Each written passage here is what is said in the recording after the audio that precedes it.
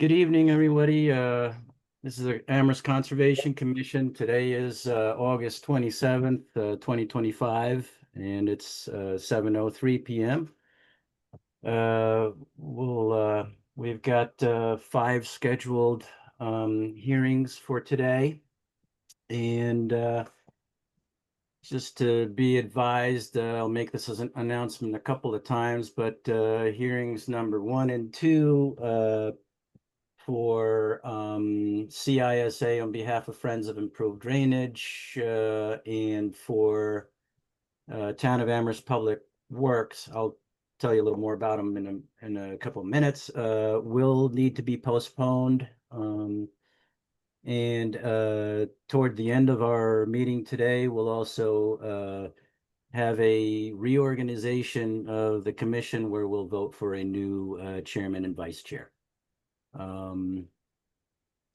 With that, is there any word on the status of on the dry spell or anything? Do we have a The state of Massachusetts has not yet declared a drought. There are other entities that have, but the state of Mass has not yet. okay? All right. Well, with that, then we'll pass the word over to Dave Zomick for a director's report. Sure. Thanks, Andre. Appreciate it. Won't take but a few minutes. Just a couple of things to update the commission on and any members of the public who might be listening. Let's see. First off, some of the modest improvements we're doing up at Mount Pollux. That work is underway. If anybody is in the neighborhood, please go check it out. As I said, we're doing a very small expansion of the parking area up there, really to help with turning radii up there. It's very hard, as you know, to back in and out of there, that small parking lot. So we're just doing a little paving up there, and then we're doing a very short ADA lookout, an overlook there, so that people with disabilities can actually get up on the mountain a little bit. So check that out. It should Most of the work on those two features, the parking and the trail, should be done by the weekend, and then we'll be coming in with our staff. Brad and Anthony will be doing a nice little wooden guardrail around the parking area, and we'll be installing a kiosk in the next week or 10 days. So nice little modest improvements up there to make it more accessible and easier to turn around up there in that very small parking lot. And we'll actually be lining the parking lot for the first time, so people know kind of how to park and where to park. So that's a fun little project. A project that the town is working with the regional schools on, that you permitted, was the track and field. And so if you haven't been by the high school, please take a swing by. The new track is really taking shape. I was part of a team updating the regional school committee last night with our project manager, Bob Parent, and we are on budget and on schedule. So um, really a nifty project for athletes and parents and the community moving forward. So again, we're looking at a completion date probably in early November. The weather has been great for construction. Not great for other things, but it has been a good 6 or 8 weeks of good dry construction weather. Aaron participated with the Kestrel Trust in a small water chestnut pull over at Plumbrook Pond. We have a small number of plants there we discovered a couple of years ago in the pond next to the Kestrel office that the town owns. So Erin and her son, I believe, both participated in that yesterday. I was not able to go, and Brad had a conflict, but they went out in kayaks and pulled, I think, from Erin's report, about two garbage bags full of water chestnuts, including the seed pods. So it's nice to keep a handle on that and make sure that invasive does not take over the pond over there. And then moving over to Hickory Ridge, we're still working on the trails there. We have put the bridge replacement out to bid. That is the bridge that'll kind of connect. These are the town trails. We put the bridge out to bid, connecting the south side of the Fort River with the trails on the north. So we're expecting bids back on that very soon. And then we've been trying a little interesting weed control method over there along the trail, because of course, when you do these crushed stone trails, weeds and invasives have a way of working their way onto the trail. So we're actually using a small kind of backpack torch and a water pack. And Brad and Anthony have been walking the sides of the trail and basically just burning back the 6 or 8 inches of the weed growth onto the crushed stone trails. So it's kind of an experiment to see how that works. We've also been trying vinegar and salt and dishwashing detergent and a little Dawn, and seeing if we can burn back some of the weeds along the trail that way. And trying some techniques, obviously, to not use herbicides, so which we don't do. So a couple of updates from around town. That's Great. all I have for today. Well, thanks, Dave. There's lots more happening, but I know you have a full agenda. All right. Great, thanks. With that, we still have a little bit of time here before our first hearing is scheduled. So we can go into land use applications, Aaron. So we don't have any land use applications for consideration tonight, but we did get a new application for the Puffer's Pond Chili Plunge, which will be on at the next meeting on September 10th, and just needing to do a little staff check-in on that before bringing that to the commission, but look out for that one on September 10th. All right, sounds good. Andre, I'm sorry if I could, I forgot one quick update if I had a moment, and that is on Mhm. Puffer's Pond. So just with all the great weather we've been having, we're fortunate enough, here we are in the last week of testing. We typically test from Memorial Day to Labor Day weekend, and we had excellent results again, probably due to the fact that we haven't had much rain, but we have only, I think, had one week in the summer when both beaches at Puffers failed. So here we are at the end of the testing season. We have a full season of test results, including results looking upstream at some of the tributaries of the main stem of the Cushman and its tributaries. So we'll be getting together with our small group of faculty from UMass and staff, and really having a summer of data. Granted, a dry summer, at least the latter part of the summer. And we'll take a look at that and see if we can come to some conclusions looking ahead to see if we can get a handle on this E. coli issue at Puffers. But again, Puffers is open and we hope people enjoy it, and we'll see how the temperatures go throughout September. That's great.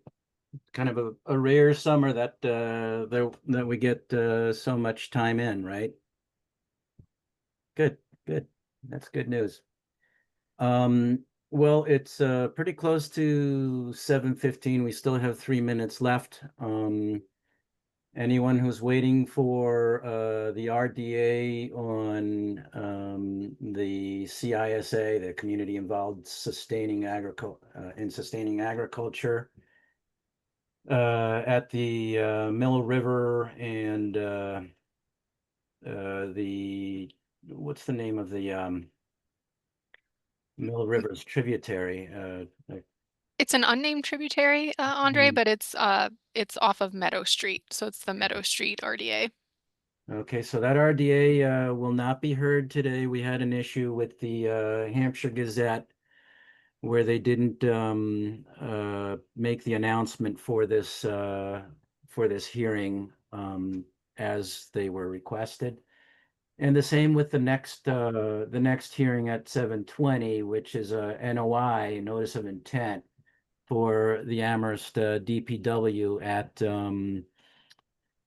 Mill Lane, just above Mill Lane on West Street, just south of Mill Lane on West Street.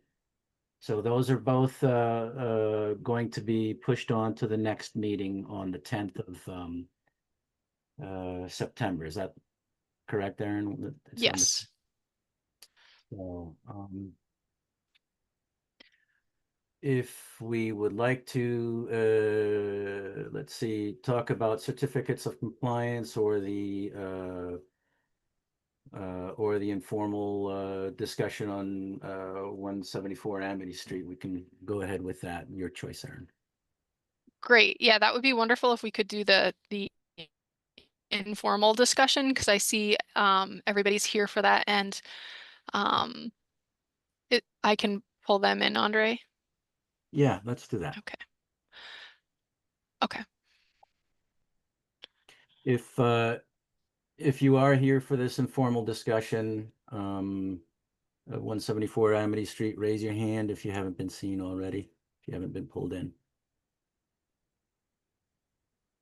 Linda Slakey, I guess. Needs pulled in. There we go. There's Bucky. Someone else, Linda Slakey, raised her hand. Is she with you? There we go.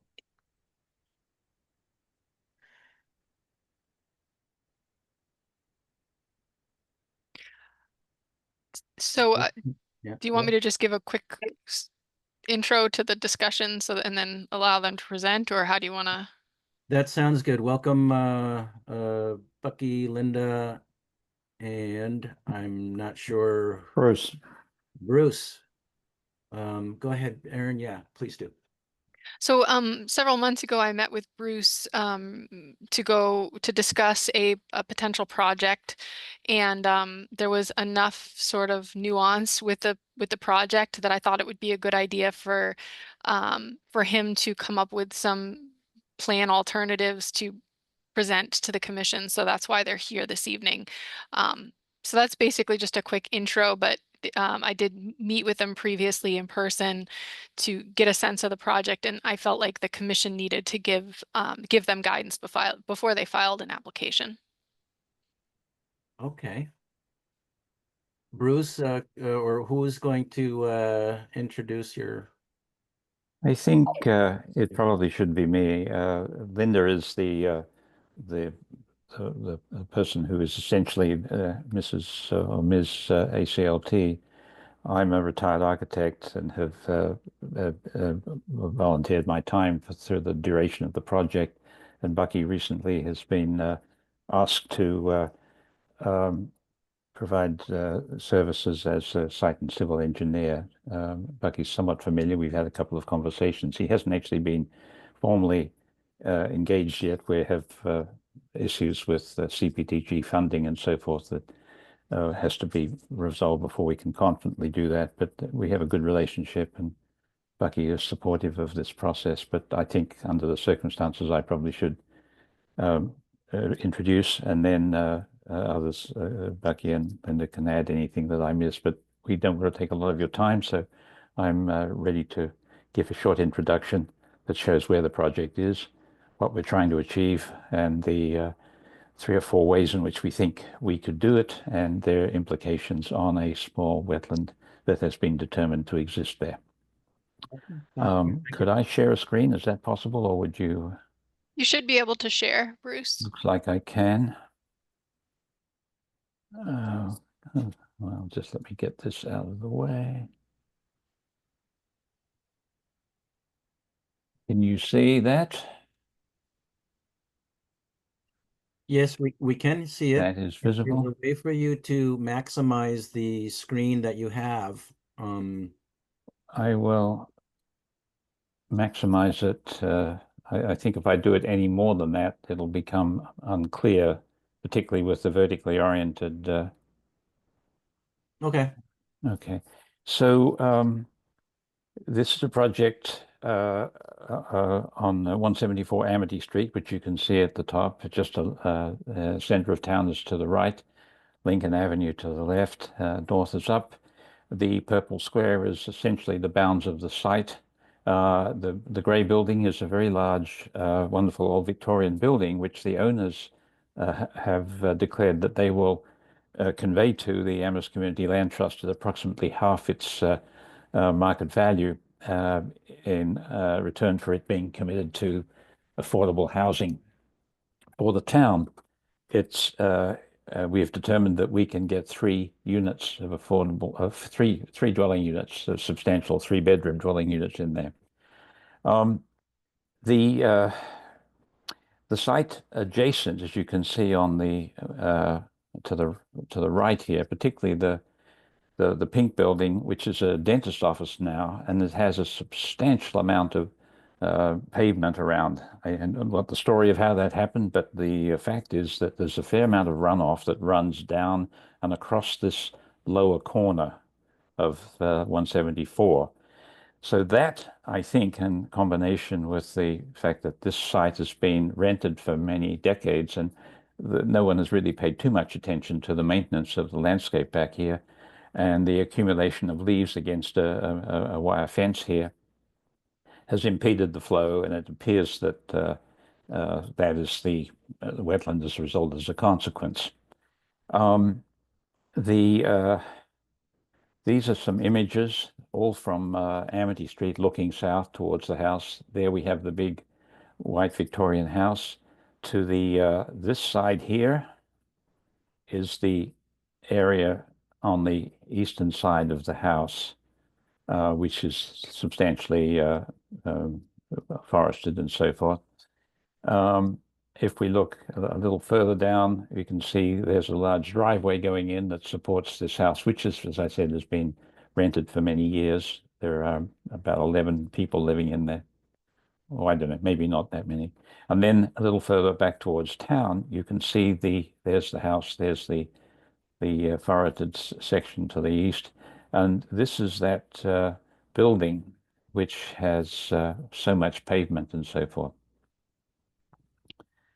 This is the rear of the house, the land. Here is the vestige of that large amount of pavement that I mentioned. Here is this vegetated area. You can see this fence. On the other side of this fence is the neighbor's lawn, which is quite nicely mowed right up to the fence. And here is our declared wetland area. It's rather small, but it's there. This is, which you've previously seen, or at least Aaron has, 1, 2, 3, 4 descriptions of development options that we are considering, or that we might consider. And I won't dwell on it other than to do it diagrammatically. So when we first saw the site, it seemed that it was quite substantial, and we could put a duplex, but we thought that we would put it in the back area. Initially, we thought we would put it somewhere out here, but then the arrival of the wetland obviously constrained that. But the thought was initially that it belonged to the rear. There was some concern that the front here, that the neighborhood might prefer to see development toward the rear. So that was the initial thought. Whether or not this unit here exists as an ADU, that, as you probably know, the state, particularly in the town, and every town in the state, is wrestling with how to understand its ADU bylaws, if it has any, because there is now a protected use ADU up to 900 square feet, and you can build it, I mean, without, as a matter of right. So that was the first option. This is the slightly enlarged parking area that already exists. The existing extent of it is shown in brown, and it could be biggerized slightly to have 10 car parking spaces. This, I should say, is the extent of the wetland. It's not a survey. I did it as best I could myself. We have a survey being prepared at the moment, but these 8 flags were placed by Ward Smith, whose resource wetland report I think you have, and I did my best to locate them, and it's more or less in that area there. Option number 2, we concentrate on duplexes because we can, as by site plan review from the planning board, are allowed to place a duplex on the site, or at least the bylaw enables that.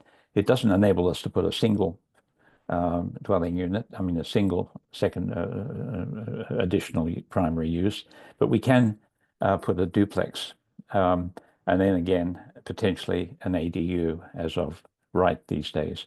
This is the 50-foot buffer. This is the 100-foot buffer from this leading edge of the wetland. 1, 2, 3, 4 units in the existing converted dwelling. We have a driveway coming in here, and a couple of parking areas. This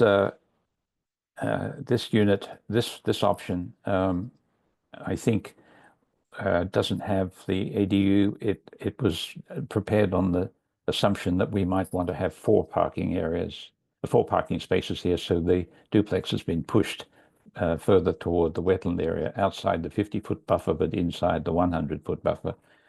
And then finally, there's a, I suppose we might say from a Wetlands Protection Act point of view, a fully compliant development that has simply a single ADU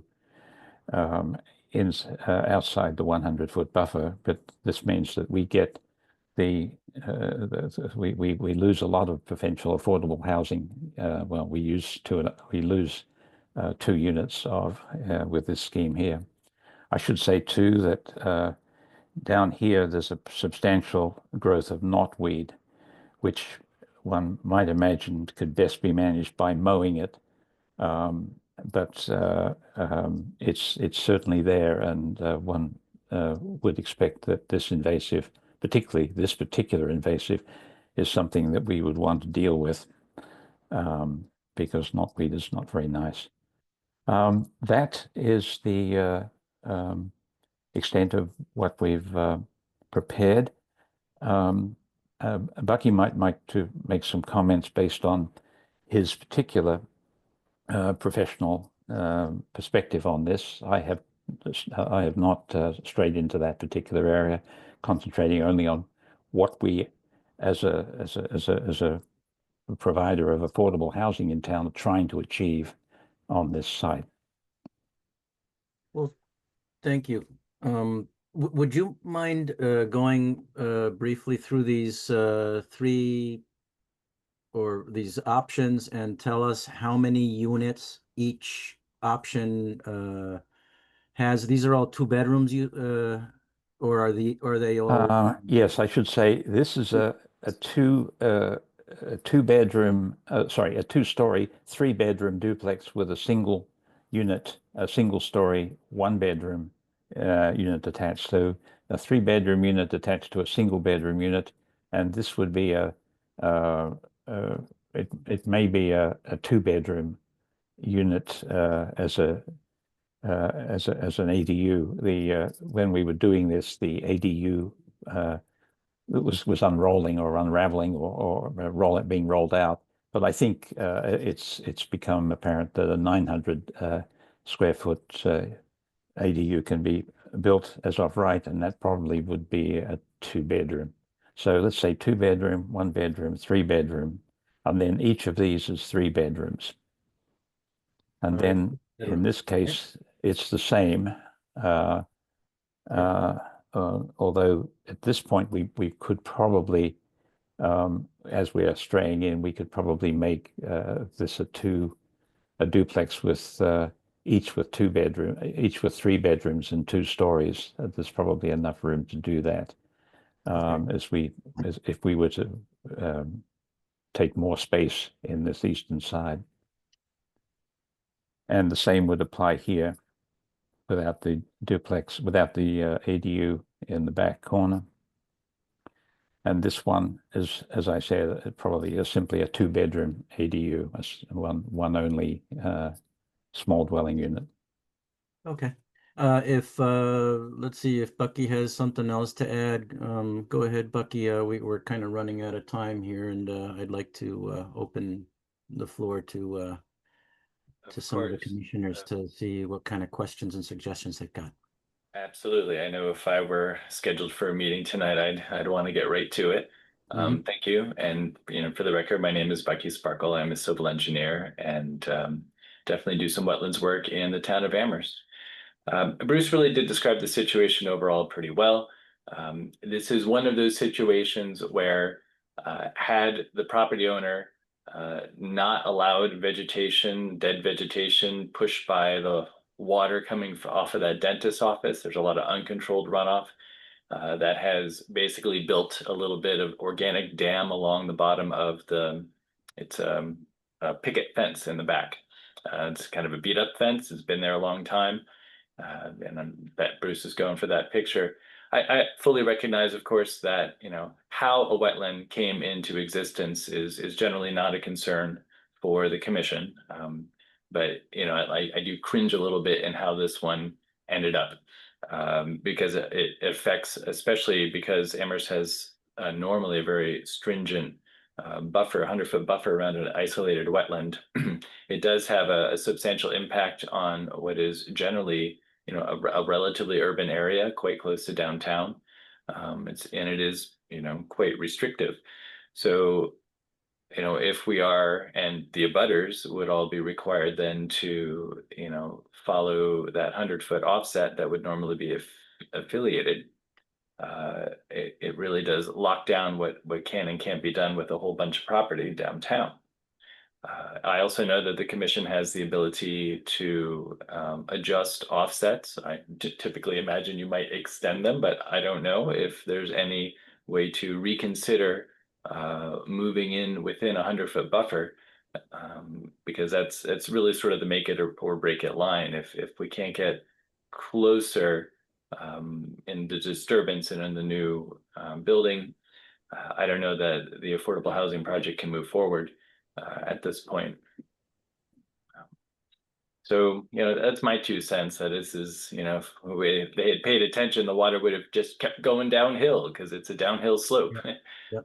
So so essentially your point is that this is a human created wetland after the business put their parking lot up above, and things got stopped from flowing, right? The water stopped. Yes. Yes, yeah, I think that fence is what caused the wetland in conjunction with the uncontrolled runoff from the abutter. All right. Thank you, Bucky. And Andrea, I think the other point, summary point, is that the public good is being served by affordable housing on this parcel, and we'd like to do as much of it as we can. All right, got that too, Bruce. Shall I stop sharing my screen at this point? Sure. Bruce, is your last name Coldham? It is, yes, Bruce Coldham. Okay. I'm, for the record, a citizen, a resident of North Amherst. All righty. And are you with Friends of Improved Drainage? Am I what? Sorry. With Friends of I'm sorry. Who are you?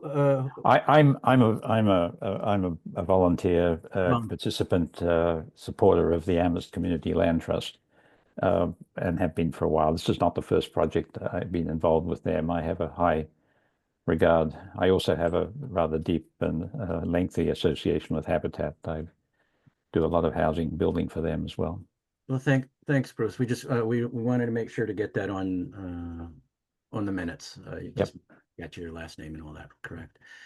Any questions from the commissioners? I mean, what you're asking obviously is to come into the 100-foot buffer, and on one of your examples there, I think you had it coming into the 50-foot. Is that correct? Yes, I think it's the 100-foot buffer that we would like to be able to transgress with the a duplex on the eastern side. Okay, thank you. Jason. I assume is this considered a redevelopment project, or how would we look at it? And Aaron, I think maybe that's a question for you. Yeah, I mean, I think it would be a redevelopment, considering that there's already development on the lot. It's not an undeveloped lot. So it would be converting an existing development to adjust it to make it larger. And this is not, Bruce, this is not subdividing the lot, right? Building the duplex and everything. This is remaining as one parcel. That's correct. Yes, this what we've shown is permissible through the current zoning bylaw. And would the town have to purchase the land? No. Well, the intent is that the Amherst Community Land Trust would be the developer. The way the land trust develops is that they develop the land and they sell it. This would probably be a condominium structure that would be sold to, we hope, 5 separate parties. And there would be deed restrictions on it, and it would be creating affordable housing that would go into the town register. Most likely, it depends. I mean, the funding sources being what they are, that would probably be what would happen. But we are creating affordable housing here. So it would be for sale. ownership, not Yes. for Linda, if I'm wrong about that, you should correct me. I think you're muted. Linda, we can't hear you right now, but if you hit the mute button there, you'll come across. Community Land Trust would own the land in perpetuity, and the parcel, the homes would be owner occupied. That's a condition of living in an Amherst Community Land Trust home. So if the family's plans change and they want to live elsewhere, they would have to sell it on to a family that intended to live there. So the proposal is to have owner-occupied residents that are affordable and can go on the town affordable housing inventory. And if the permanent ownership of the land. And if they sell it, then they have to sell it to somebody who qualifies for affordable housing based on income, I'm assuming. That's right. The relationship between the land trust and the homeowner is governed by a document called a ground lease, and it specifies the requirement for owner occupancy, and it also records the price at which that family purchased the home, and then its price when they sell it on can rise no faster than the area median income. So if it was affordable to an 80% AMI family, it will be affordable 20 years from now to an 80% AMI family, regardless of what the market has done. Thanks, Linda. Fundamental community land trust model. Yeah. Like a good model too, Bruce. And also, I think we're going to spend another 5 more or so minutes on this, Aaron, on time. We're kind of getting backed up, aren't we? A little bit. Yeah, we should probably try to give them some guidance in terms of where the commission feels about the given options so that they know how to move forward. Thank you, Aaron. Bruce. I'm not sure I'm going to be helpful in that regard, but I am going to take us back to our jurisdiction, the wetland. So there's a part of me that doesn't care how the wetland came to be, given how many wetlands have been lost. And our job is to try to get some more back if we possibly can. On the other hand, what happens down the road if something happens to the parcel next door that caused it in the first place? And the runoff goes somewhere else, or it's better maintained, and all of a sudden that place dries up, and it's no longer a wetland. So then we put in place something that is not appropriate, but we don't know what the down the road is. So I'm not being helpful here, just imagining our conundrum given the situation. Thanks, Bruce. Yeah, I wonder if there's something that we can just kind of do with that. But I'm just going to say right out, as far as the 100-foot buffer and giving the, I'd like to take a look at it. But I think there's possibility. I mean, I see where there's room to allow exceptions, especially for affordable housing. But I'm one of however many commissioners we have at the time. Right now there's 5. So Rachel. Thanks. And thanks for this model. It's like I've heard of it in other communities. It's really cool that Amherst has this also. So thank you for promoting this. Looking at the plans and the and the buffer zone, and also thinking about our stormwater bylaw, I think another limiting factor for the development of this parcel may be the fact that you are looking at over 4 units for development. And then you're gonna need to balance pre and post flows. So how that integrates with the buffer zone will get pretty complicated quickly. If you're doing anything subsurface, you need to be 20 feet away from a basement. If you're doing, and if it's subsurface and you don't have a basement, you need to be 10 feet away from the building. So looking at the plans that are presented, that might be another constraint to consider. And I wonder if, you know, you're talking if a triplex might be an option also if you're trying to maximize housing and density in your redevelopment, but you'd have to keep in mind all those other factors. Understood. That's why Bucky's here. And Jason? Yeah, I have a question and then I'm going to give my kind of opinion. If those wetlands were not on the lot, would you be able to and trying to build more units? I don't think so. We did have a meeting with Nate Malloy and Rob Mara, a pre-identification of the wetlands, and looked at how we could maximize the lot, because frankly, we would like to put as much affordable housing as we can reasonably manage in here. My architectural skills have got something to do with being able to site buildings so that spaces and places work well. Rachel's pointed out that once we get over 5 or 5, we've got stormwater management issues that could be the most important rule of the roost. So I think we probably would be imagining that 6 would be the maximum that we could achieve, and that we could do it by a duplex, which is SPR by the planning board. So it's something that we're allowed to do. It can be conditioned by the board, and the ADU would be as of right. So it would be from a permitting point of view. I mean, let's say from a land use zoning related permitting point of view, theoretically somewhat straightforward as far as these things are concerned. Of course, there's all sorts of design challenges we'd have to make sure. And frankly, initially we thought that keeping away from the front would be good, because we thought that the town might have a historic concern for maintaining the streetscape. But the reason I had those photographs at the beginning was to say that the streetscape at that point is actually rather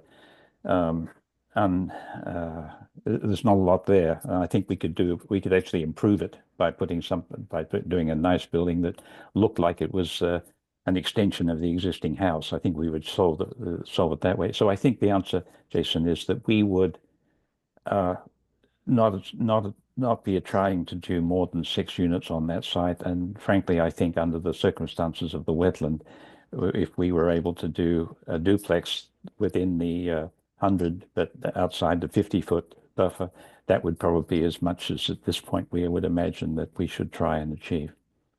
Okay.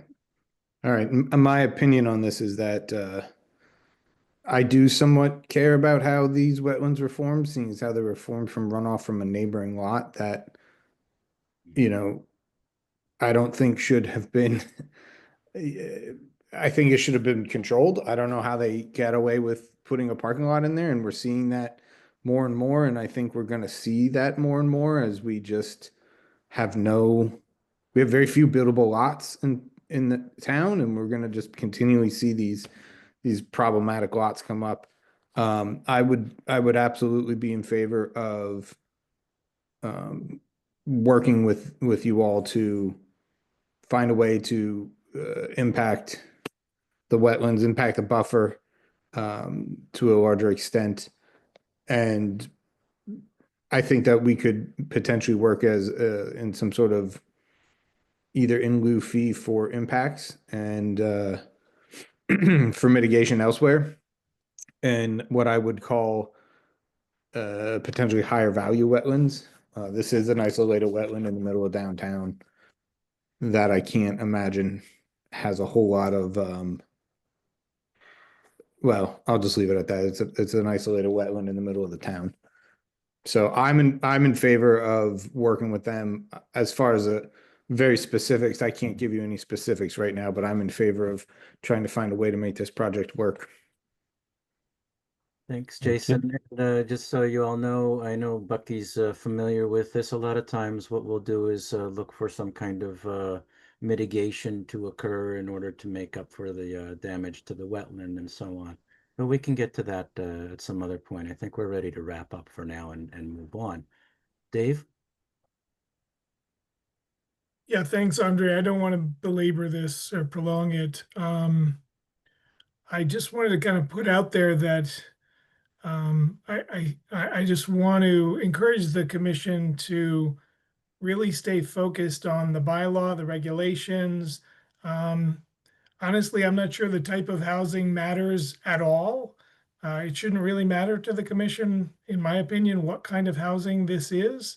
Any developer should be able to propose something like this. So I'm just struggling a little bit with being consistent with your bylaw. And I guess I wrote down, is this redevelopment? I think that's where the commission needs to focus, and I'm happy to have Aaron chime in, but is this redevelopment of an existing lot? Then I think you're in that lane, that proper lane. But we've had a number of other proposals come in looking to have impacts in that 100-foot buffer. And so I just want to make sure that the commission remains consistent with your thinking and your discussions and your vote. So that was all. Thank you. Thanks, Dave. Yep, I think I think that I think we are doing that, but I think it also is important to see what the value of that wetland is as well when we're considering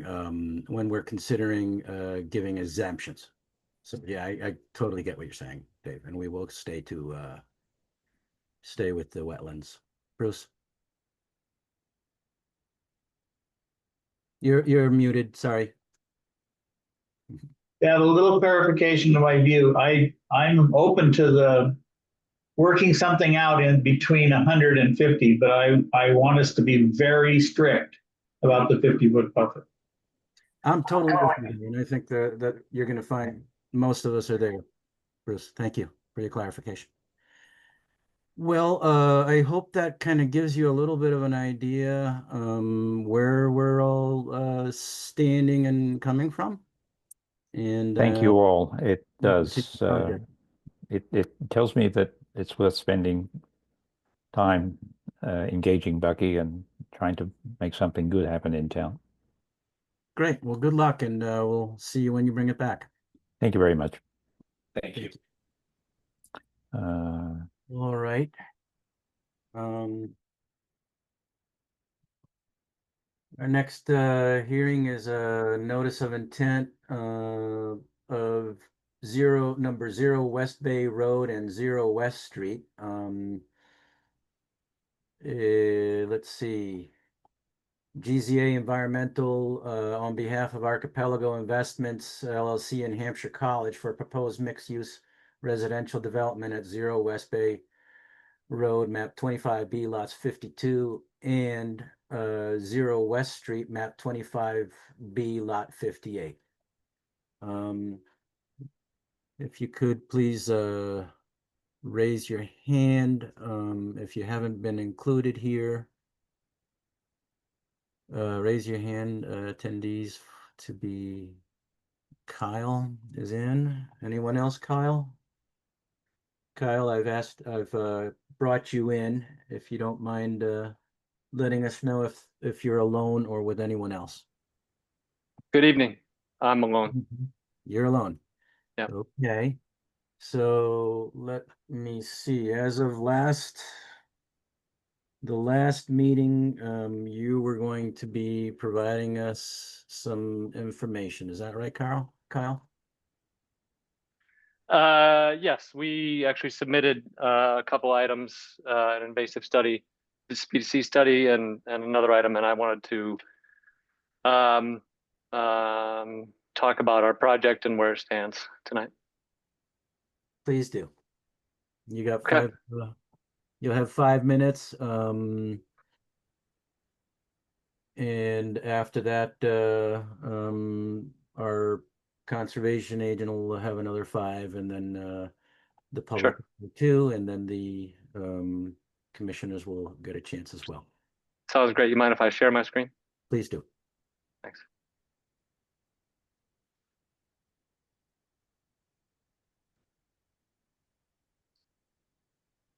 All right, can everybody see that? Mm-hmm. Just a quick couple slides. Again, we've submitted the invasive species study, and what we'd like to talk about today is just where the project stands and how we could potentially move this project forward.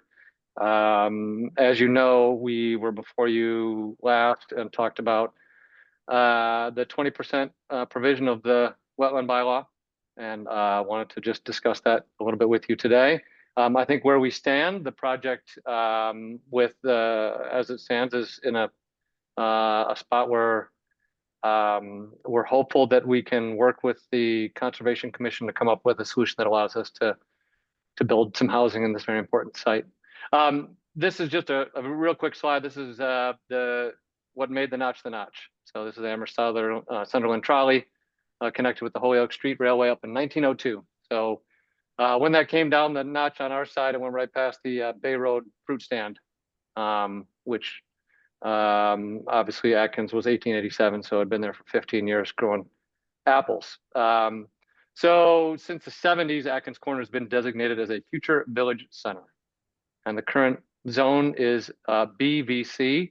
BVC is the second densest zone in Amherst, and it looks for a mix of retail, commercial, office, and housing of moderate to high density. It's been a business zone for a long time. When the bylaw, when it was changed in 22, there were 9 meetings that went into that. In one of those meetings, this buffer zone was discussed. The buffer zone language that we talked to you last about was cribbed, copy pasted from Northampton, which we understand very clearly. However, as we discussed, there was no exemptions, zoning exemptions in Amherst as there are in Northampton. So the buffer zone language in Northampton and the buffer zone language in Amherst are effectively identical, and they provide for a 100-foot buffer, which, as the commission understands, is the most restrictive buffer in the valley. Northampton, however, when they put this bylaw in action, they had exemptions for zoning. Those exemptions were to encourage infill development and particularly housing. And so they exempted their central business district, their general business, highway business, neighborhood business, and they. Kyle, Yep. You have 5 minutes. Why don't you Yeah. concentrate on your Amherst issues, please? If I could just finish my 5 minutes, I'd greatly appreciate it. I'm just trying to get to a point. This is the last 2 slides here, Andre. Go ahead. So Amherst has no zone exemptions. Northampton has exempted a large portion of their landmass. So these are the business districts they've exempted. Amherst has no exemptions. So what we would like to ask the commission is to consider revising their bylaw to exempt the business districts in Amherst from their performance standards, just as Northampton has done. And we're asking that of the commission in order to support housing production. And we're asking the zoning districts to be exempted to be the BG, BL, COM, BBC, and BN. They are less than 2% of the total landmass of Amherst. They are the districts that Amherst has allowed for housing in all of its zoning discussions. And exempting these districts would allow for Amherst a chance to try to meet the housing production goals that they've been discussing and need for the future. So with that, we have talked with Hampshire College extensively. We've talked to the town of Amherst. We understand where this project stands.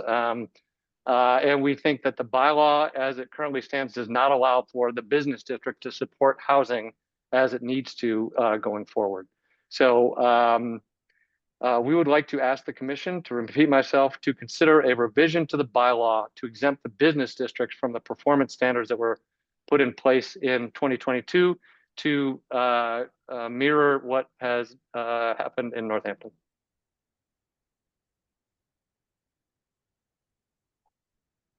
Okay, are you done? I'm done. Okay, so your purpose for today is to ask us to reconsider the bylaw? Yes. Okay, As it relates to one provision, one exemption, it's one sentence. It's just to exempt the business districts, as it is one sentence in the Northampton bylaw. and what exemption would that be? That it's not considered, that it's not at all under the bylaw? Is that what you're saying? Or is that what you're? I would defer to the commission on that. I would defer to Northampton on that. I think that they defer back to the state regs if there's an exemption. Okay. Thank you, Kyle. Thank you. Yeah, Bruce, go ahead. I just wanted to ask Aaron and Dave, what would be the process for such a consideration? Yeah, Aaron and Dave, you guys have the floor for 5 minutes or whatever. So, I'll yield to Dave, but I would like the opportunity to address Kyle's comment, particularly on the development of the bylaw at some point. Go ahead, Dave. Yeah, no, I'm curious, Aaron, if Andre, if we could maybe go back and forth with Aaron. I'd be curious what Aaron would suggest for a process, but clearly this wasn't on the agenda tonight. Kyle is proposing something to you in the context of what he's been talking to the commission about for some months. I Yeah. think you would at the very least need to, or excuse me, could put this on a future agenda so that it's posted properly and you could spend, a period of time at one of your future meetings talking about what the implications of this would be. Aaron, could you just kind of take it from there? The commission would discuss it. They could then decide to take no action. They could decide to change, and there would be a process to hold a public hearing, et cetera, et cetera. But Aaron, could you kind of walk us Yeah. through what that might look like hypothetically? Well, I mean, I think we've been talking about making some updates to our bylaw for some time, our bylaw regulations actually, and I have a list of updates that need to be made. But I do think, like, just quite frankly, it's sort of like the equivalent of spot zoning to talk about it in this context. Like, we're talking about a specific site. Let's modify our bylaw based on one site, and I feel a little uncomfortable with that, like the legality of that, and I would want to get some I don't know, some legal opinion about how we pursue that relative to this specific site. Just to address Kyle's comment, when we were developing the bylaw, we did look at the full context of the Northampton bylaw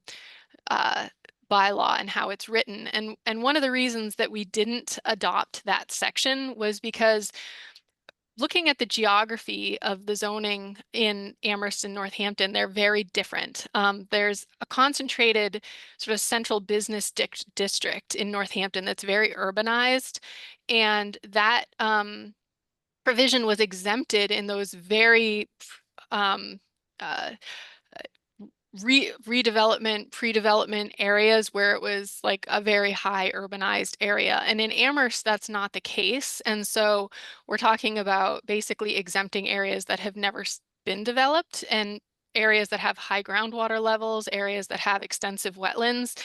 And so it's not an apples to apples comparison to just adopt something that another town did. We very much were thoughtful about the sections that we applied to the bylaw at the time, and we had discussed, I think at length during the bylaw discussions, whether or not to include zoning. And I think, Dave and I have talked about this offline, that I think we need to have broader conversations, of more inclusive conversations between zoning and planning and conservation when we determine these zoning districts, to make sure that we're looking at doing some due diligence in terms of where groundwater is located, where these large wetland complexes are. So just to put in context, we're not creating a potentially unsustainable situation by putting high density development in a high groundwater area where we don't have the capacity for stormwater or water management. So this is just contextually why, you know, we arrived at these decisions, but I don't think that any of this precludes Kyle, the site that Kyle's here for tonight, to be developed. I think it's a very developable site. I think with some careful consideration, this is a project that we could easily develop and make happen. I don't necessarily think we need to revise the bylaw in order to proceed with the development here. I think it would just be a little bit of back and forth and potentially considering mitigation, potentially considering some, you know, in lieu fees, and potentially being creative about how we proceed with permitting it. But I guess I think we need to have a broader conversation and potentially offline, and also just, yeah. My only final comment, Andre, and I'll turn it back over to you. I am curious what, if Kyle were given another minute or two, what he could tell us about his current thinking about the project he's proposed, given the 50 and 100-foot requirements for buffer. But I will say, I do think Aaron and I could talk with our planning staff and zoning staff, because I think we could benefit from a more integrated look at where the town wants development concentrated. And honestly, in the last couple of months, there have been a number of proposals that have come before the commission in highly developed areas. One of them just moments ago, another one, the University Drive, the Cooley Dickinson Hospital project, et cetera. There's been a number of them in these very significantly developed areas that have been challenging to permit. And so I think it's worth a look with our planning staff. I just can't promise how quickly that could be done and brought back to the commission. So I think we could commit to talking with our planning and zoning staff. I am curious where Kyle is right now in his thinking with this project, and I'll stop. Yeah. Well, yeah, it kind of seems though that that what the Northampton model does is it puts some of the buffer zone requirements, if you would, or determination, yeah, it puts that in the hands of zoning and not in the hands of conservation. Because then it's the zoning that determines whether a buffer is to be adhered to or not. Am I right? I don't want to go into too much detail tonight because it's not on the agenda, but I think this is the conversation that we could have in the future. We could even have planning staff come to one of your meetings and talk about how these things can mesh well together. I think ultimately what we're talking about is, and Kyle has illustrated this, is there really is not very much land in Amherst left to develop. We want to encourage concentrated development. We want to encourage development that takes advantage of height, takes advantage of bus routes, and transportation and water and sewer. We want development to go where development already has happened, and we're running into some challenges with that. I'll just say broadly. So I think it's worth a conversation to look at that and maybe have the planning staff come in and talk to us about it. Yeah. We'd commit to that if that was something the commission was interested in at a future meeting. And I'll stop there. Thanks, Dave. Kyle, can you please briefly just answer Dave's question? He does that, Andre, I just need to tell you, I need to step away from this meeting for a minute and I'll be right back. Thanks, Alex. We'll see you in a little bit. Okay, Kyle. Thanks. Yes. So just real quick, to Aaron's point, I appreciate the conversations that were had about zoning in the past. I've obviously looked at those conversations. I know there's a difference between Amherst and Northampton. Northampton's a market town, Amherst is the college town up on the hill. But we're both in a situation where we're looking to build housing in very limited areas. And it just so happens that this is not spot zoning. What we're seeking is not just changing it on this site, we're changing it for all of the business districts. So we think that at less than 2% of the total landmass of Amherst is not a big ask as it relates to the places that are close to transit, close to services, and can form an armature for future, housing development. So as our project currently stands, it's gotten kind of splintered into two separate projects. We last showed you the approach to try to curve a building on the excuse me, on the Lannon side, on the Gould side. And we're trying to fit some semblance of a building on the Gould side as it relates to parking and the 30% retail and the affordable housing, and stormwater locations and all that stuff. And as I've said to folks we've talked to about this project, this and to Aaron's point, as a developer who develops for professionally, this is a very hard site to develop. So I appreciate the desire to try to find a project that works here. We've gone through 35 schemes to try to find a project that works, and we're having a very hard time doing that. So we don't currently have a project to bring to you to discuss that we feel comfortable that we could finance and we could build, which is why we're asking for the business districts to be exempted from this performance standard.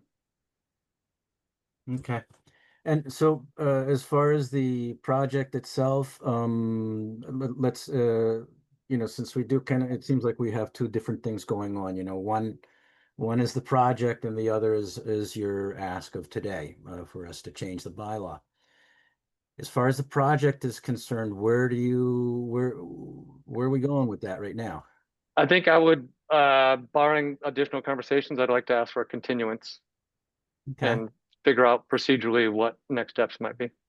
Would you like it until the 10th of September or the one after that? Because I think we're going to need to have some discussion at some point.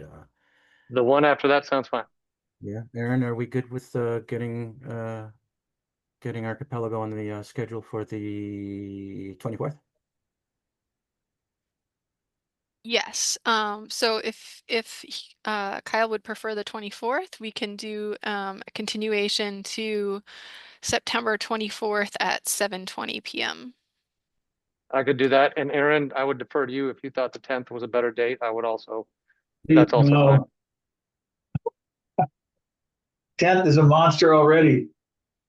That's fine. All right.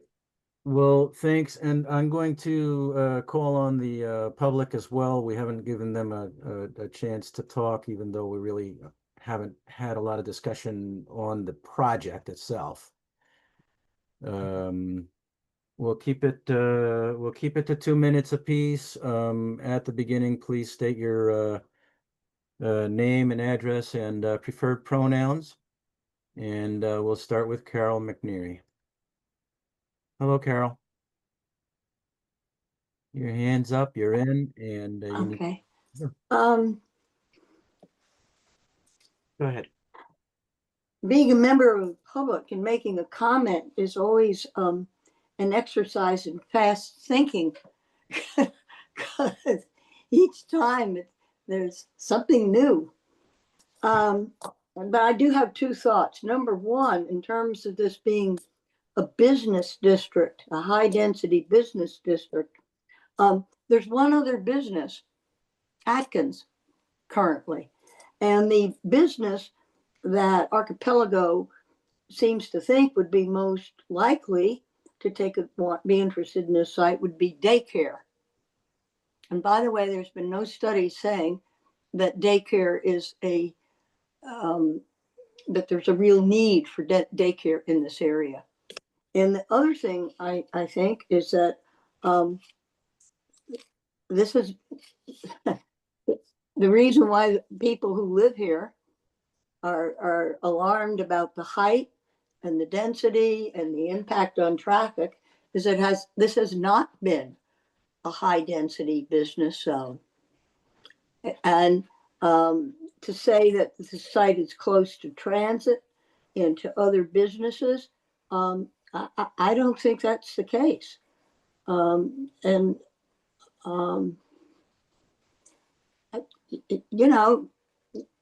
It surprises me that if you know, there are rules in place, there are bylaws in place, and then at this late, after all these hearings that have been held, to say, oh, well, let's change the rules. I think there needs to be some really more substantial reasons for making a big change like that, because that will have not just this one project, but have consequences for all future projects that come before the Conservation Commission. It's not a small thing, obviously. Thank you. Thank you, Carol. We appreciate your time. We've got Maria Kapicki coming in. Let's see. You're on. Thank Maria. you, Maria Kapicki, 65 Country Corners Road, she, her. This is the 8th time this has been on the Concom agenda. Archipelago is completely non-responsive to what you have asked. You have asked repeatedly for them to show you a plan that complied with the wetlands bylaw without variance. That has not happened. There is no indication that that is going to happen. What you're here for is because he's asking for a variance. I mean, that's what you should be doing, right?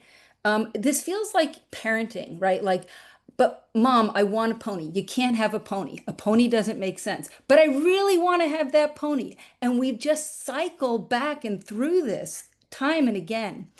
This site can be developed. Kyle himself, when asked by, I can't remember which one of you, well, could you do it if it was smaller? He said, yes. Could you do it for 67 units? Yes. This is a developable site, just not at the very large size that Archipelago wants to do. So please, the job here for the Conservation Commission is not to wander off into changing bylaws in the middle of something, you know, with apply the bylaws. You're going to give them the variance, you're not going to give them the variance. I don't think you should give them the variance, and I think you should hold them to the bylaw. And I don't see the point of going on and continuing when there's no evidence that that's going to happen. Please, this is kind of ludicrous at this point. Thank you. Thanks, Maria.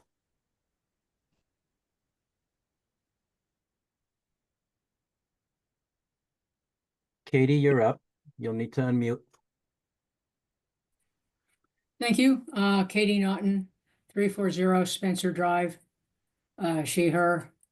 I agree with Maria and Carol. This is a developable site. The fact that Archipelago can't develop it the way they want to does not mean that the rules need to be changed. It means that the development plan needs to be changed. Not only have they failed to do that, they've also ignored things like the fact that the traffic study is flawed. They've ignored facts like, as far as I can tell, there's no plan for stormwater. They've ignored things like the Massachusetts DEP says that removing the arsenic soil is not advisable and in fact probably dangerous. So there are a lot of things that they've been asked about that they've been non-responsive to. And their attitude seems to be if they keep asking long enough, eventually they'll wear you down. And now they're not only asking long enough, they're asking you to change the rules to make them to make their project feasible. And as my colleagues have said, it's not that we're against development. We want village center development. We don't want center of Amherst development. We don't need a 4-story apartment building. What we want is something that's more livable, that's more in scale, that has actual retail in it. I'm not quite clear why daycare counts as retail. That's not my idea of retail, but I mean, I'm not the zoning commission either, so it could be retail. I just think he's continuing to try to force a round peg into a square hole. And I think if we could come up with a square peg, it would be a lot better for everybody. Thank you. Thanks, Katie.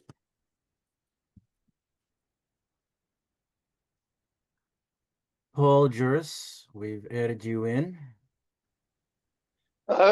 Thank you, Commissioners. I'm Paul Juris. I'm at 22 McIntosh Drive. And, you know, I've been following this from the very beginning, and it's kind of astounding to me, all of the promises that Archipelago has made, almost in exchange for being given this variance so that they can basically build what they want. I mean, anything from solving mass migration problems in the Northeast Corridor to providing, you know, solving all of the single family home shortages in Massachusetts. I mean, it's all kind of like horse trading. They'll do this for us if we just overlook the bylaws, if we just turn away and let them do what they want. And the problem is they've been very fast and loose with the details. And as we've known, they've been asked to provide some detail about how far they would potentially encroach into the wetlands, into the buffer. And either they are unable to do that or they're unwilling to do that. But they're looking for basically carte blanche to expand the way they want to expand. And the issue around the daycare is very interesting and very clever, because the parking requirements for this space do not involve specific number of parking spaces, just parking that is appropriate for the space. If they claim they're putting a daycare center in there, they don't have to account for retail customers arriving to, as they would for Atkins, for example, to go use that facility. They don't have much staff, so they don't really have to make parking available if it's a daycare center. But what if it's not a daycare center? What if they can't get a daycare company in there? As I suspect they won't, because you already have one across the street at Hampshire College, across from the Carl, and there's one on Pomeroy. So if they can't get a daycare tenant in there, now they're going to need more parking spaces in order to accommodate a full-on retail facility, business, in which case they're going to really blow into the buffer space. So what they're asking for is an accommodation without providing any detail. And that gives us no opportunity to look and see, well, how much is this going to impact? And I think the only way to prevent them from doing that is to stick to the bylaw, not change the bylaw so that they're able to accomplish it, but to make them adhere to the bylaw and hold them to that so that we can control the growth. Thank you, Thank Paul. you. All right, we have one last person so far here. It's Jan. Jan, you're on. If you can go ahead and unmute yourself. Okay. Yes. I'm deeply sympathetic to a certain extent to Archipelago. They are trying to maximize their future income by having a development that will have good returns. On the other hand, we are concerned with how our town is developing.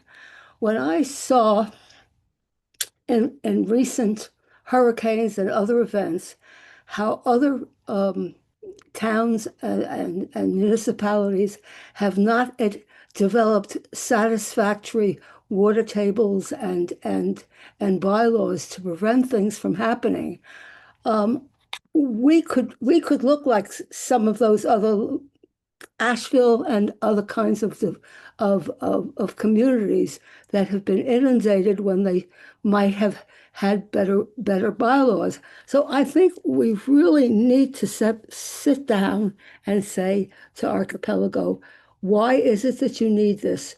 Why don't you scale down your development? And they will honestly say, well, that won't yield us the profit that we want. Well, so be it. I'm sorry to say, but so be it. Thank you, Jan. Address and last name. Jan. Janet Shevin, 337 Spencer Drive. Thank you. Thanks, Bruce. I see Christine Conlon. Christine, you're on.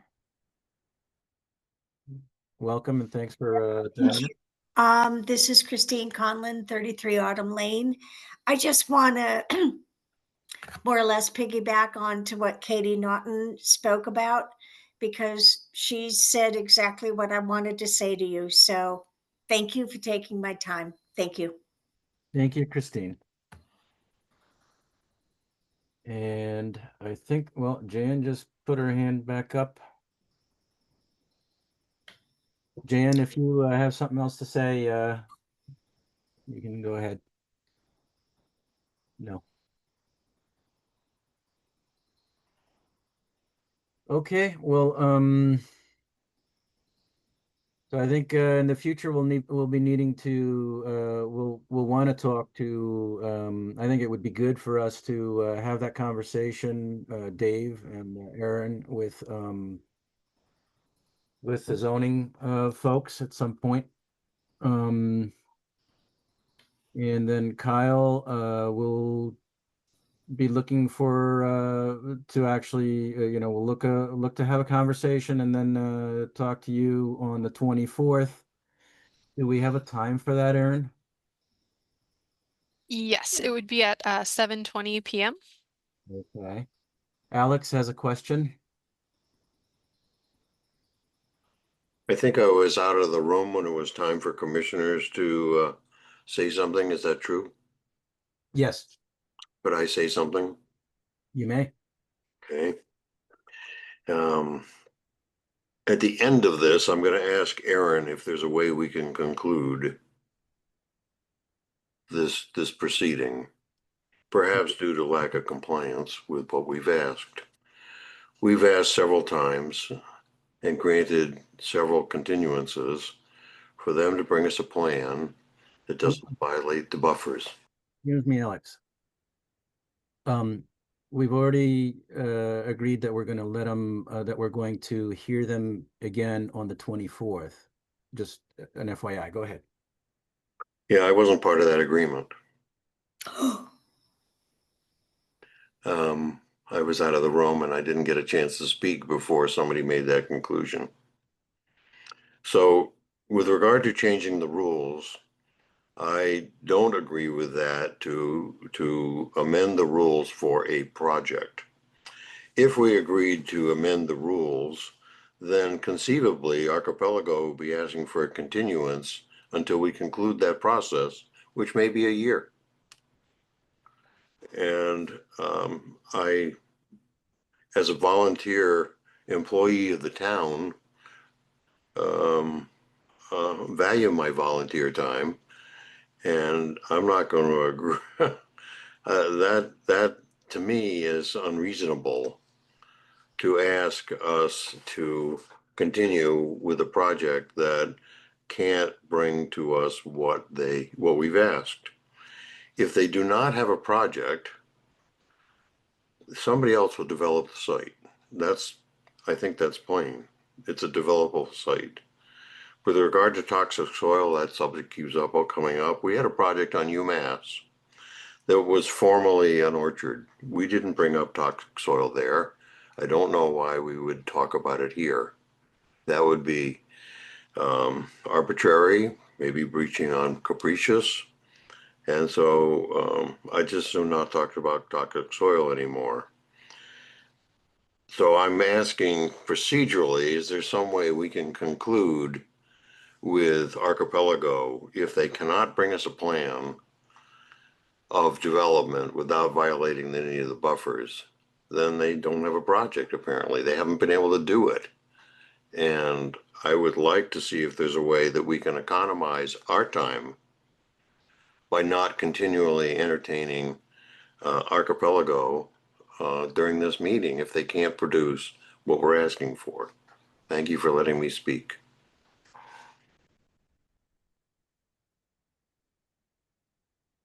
You're welcome, Alex. You were asking a question of Aaron, is that correct?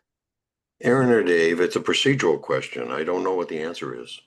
So I mean, my suggestion on this would be if Alex, what you're suggesting is that you are not in favor of a continuance, I think you have to give the applicant some opportunity to address your comments and come back within a reasonable period of time. So my suggestion would be that you say by the, I think we've discussed the 24th of September. By the 24th of September, the commission would like to see a plan submitted that complies with X, Y, and Z. And when that, if that plan is not submitted by that date, then the commission would then render a decision at that time based on the information that is currently been submitted on the project. So that would be what I would recommend, because, and we would have to put something in writing to the applicant that outlines what our expectation is for that submission.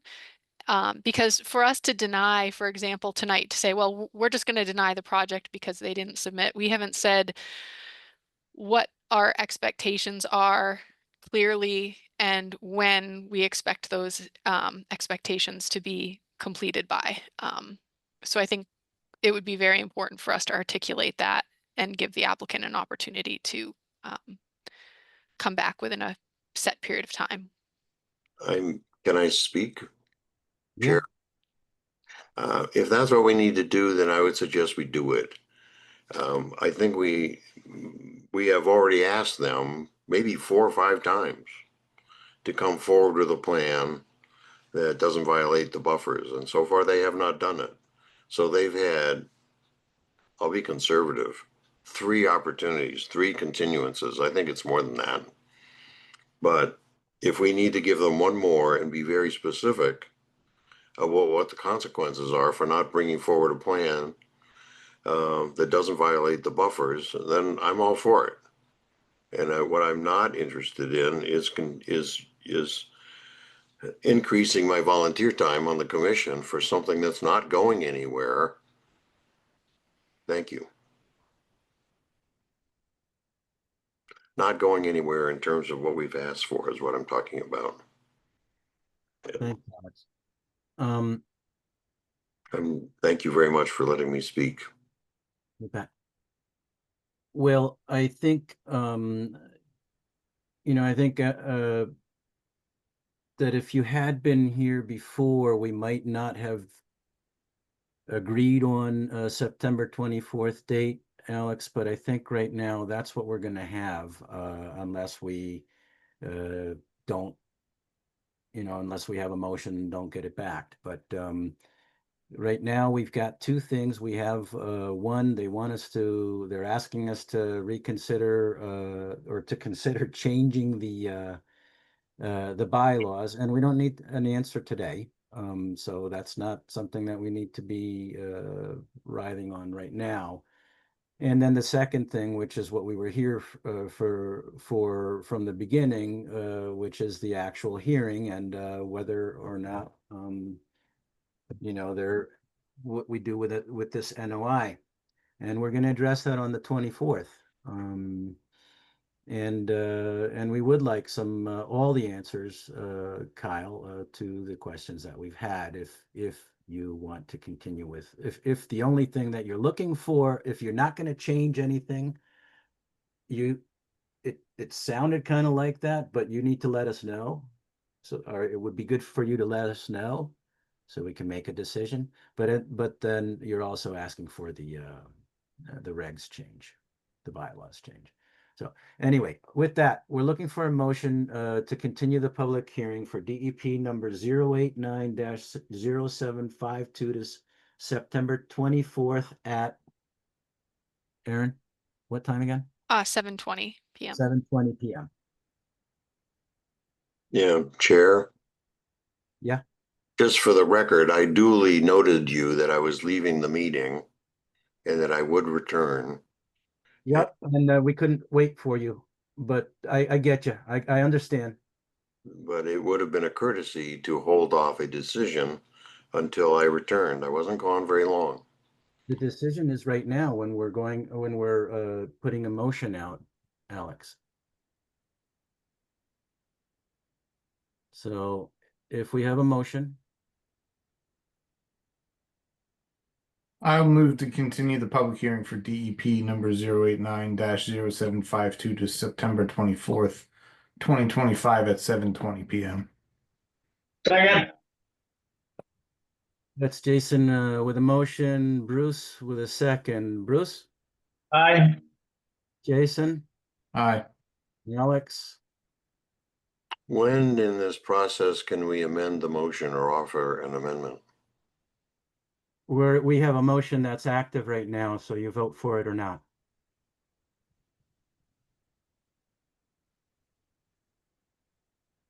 As far as I know, Dave, do you know anything different?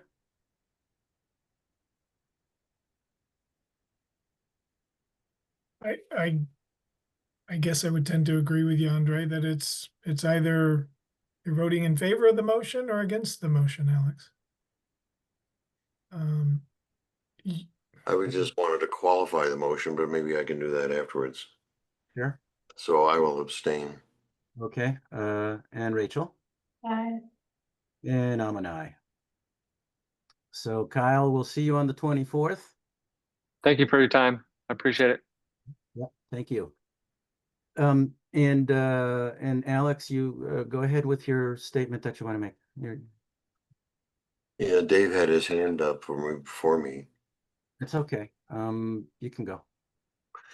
So I don't know if it was clear in what was decided that there will be a consequence if Archipelago does not bring to us a plan that doesn't violate the buffers. And I didn't hear that. All I heard was a continuation that we will talk about our rules and so on and so forth. So it's not clear to me what's being continued and what the consequences, whether or not there are consequences if he doesn't deliver a plan to us that we've asked for 4 or 5 times. What kind of consequences are you talking about? Concluding the project, concluding our hearing. I think that's the hope that we have for the 24th. Okay, I'm sorry. I didn't hear the words. Okay. Yeah, I mean, I would call that a result. I mean, I was curious. I was wondering if you're asking about consequences for not bringing information. The thing is that if we need to be clear, like Aaron said, with what we're asking them to bring to us. And I don't think that I'm not ready to be clear right now with what we want them to bring to us, especially if now we're about to discuss, have some other discussions behind the lines. But on the 24th, we would hope that we can come up with a decision. Can we have a raise of hands on how people feel about amending the rules for this project? Yeah, sure. Raise your hand if you believe that we should amend the rules. I want to be clear, it's my understanding, we're not talking about amending rules for this project. We're talking about amending rules in general. We're talking about amending rules in general because this project has requested it. If you want, I mean, it's kind of it's not a very straight answer, Jason, but they're the ones who have asked us to amend it so that their project can fit in. I mean, they would have, so I have a hard time seeing one without the other, but it's semantics, Jason, for me. Dave, you've been very patient. Sorry about that.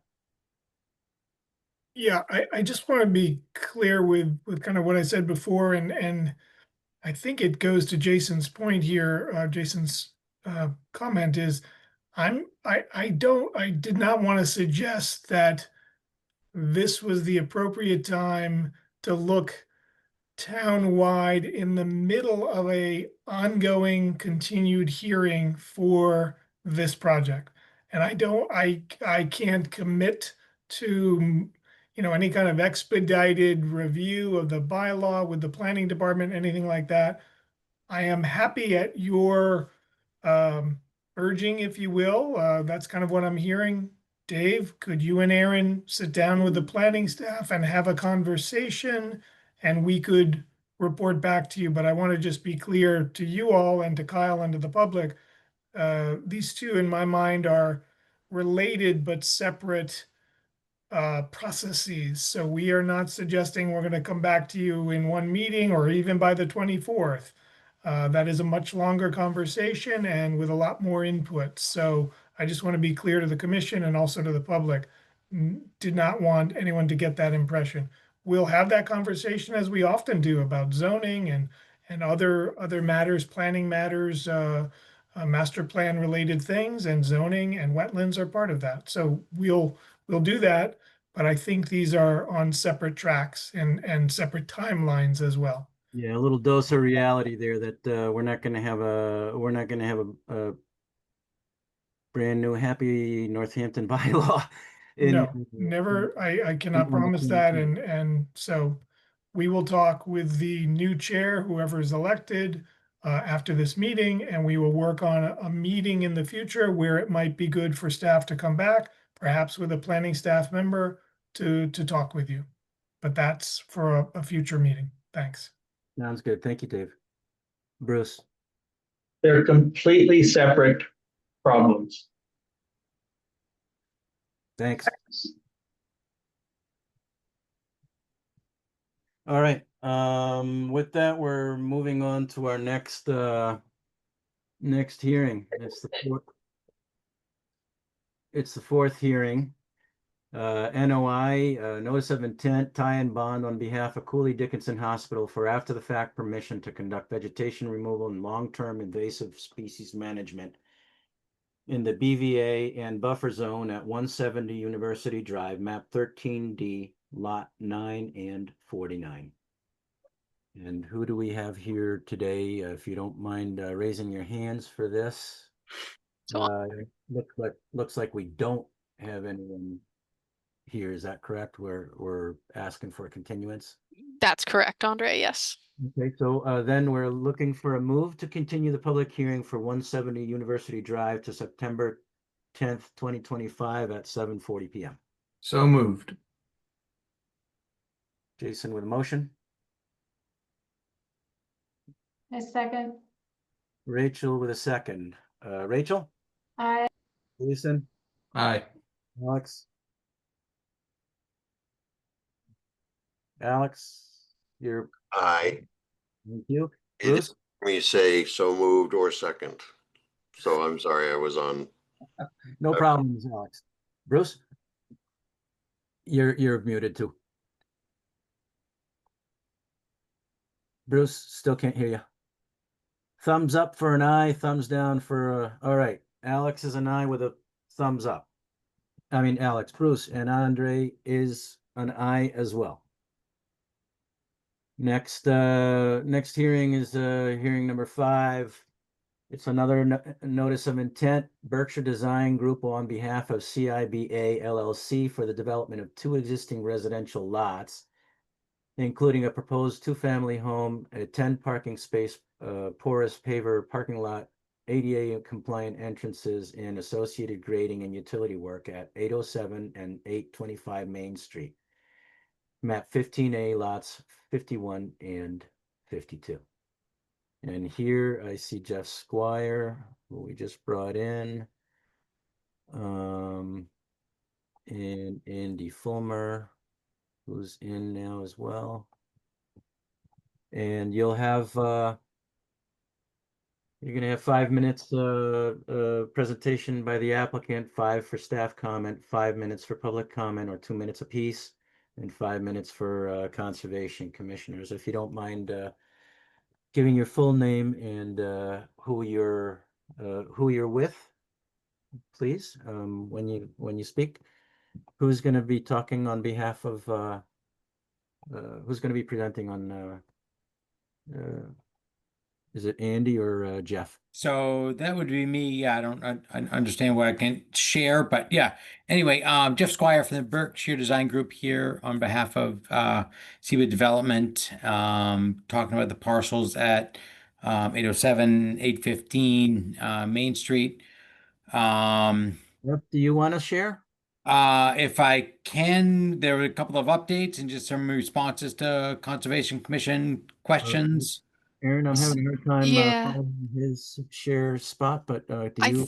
I think it's because maybe we did allow to talk rather than add as a panelist. So I'm going to remove permission to talk and then re-add him as a panelist, and he should be able to present. All right.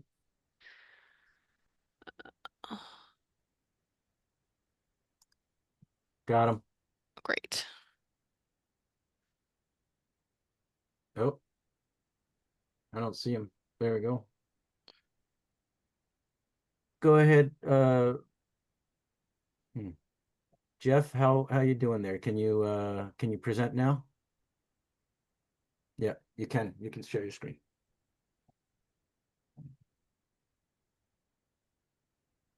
Jeff, we can't hear you, but your screen's totally visible. Okay, sorry. Apologies. Yeah, there we go. Hopefully all systems are go. So this was just in response to some of the questions that came back from the from Mariner Conservation Commission with respect to the original application. So just real quickly, application had been signed. We provided a signed application, stamped plans, details. We did include an updated set that showed what those proposed erosion control barriers were. Third-party monitoring, we did note that in the plans. I can talk through some of the resource area impacts, but that was an updated plan that we did provide to the commission. Number of trees removed. There's a total of 4 trees that are proposed to be removed between the 2 properties, between 807 and 815. Tracking pad was just an error that was that's now shown on the plans. Snow storage. Snow storage is, for all practical purposes, it's going to be plowed to the back of the lot. We've got some barriers there to, ensure that, vehicles and impacts don't encroach any further than what they are. But the reality is and we could look at the plans, for somebody pulling into the site to plow snow, the plow will drop and plow snow to the back of the lot. And so there is some space back there for some limited snow storage. So we can look at that and talk about that in more detail, but at least that's what we're showing at the moment. Riverfront area, the Ward Smith had gone out there and did a delineation. Couldn't find any presence of a perennial stream. There is acknowledgement of that on the USGS map. But it seems to be a culverted, drainage system or something, but it was looking at all the properties adjacent. It didn't appear that there was any riverfront that would impact this property. So I don't know whether Aaron has any more to offer to that, but that, at least was, we didn't find anything, and our wetlands consultant didn't find anything either that would at least impact this site. And then we also provided an operation and maintenance plan for the project, which included maintenance of maintenance of the parking area, as well as the gutters and roof drains, to ensure that those are cleaned at least annually or twice annually is what we're suggesting. And that be part of the maintenance plan for the development. Okay.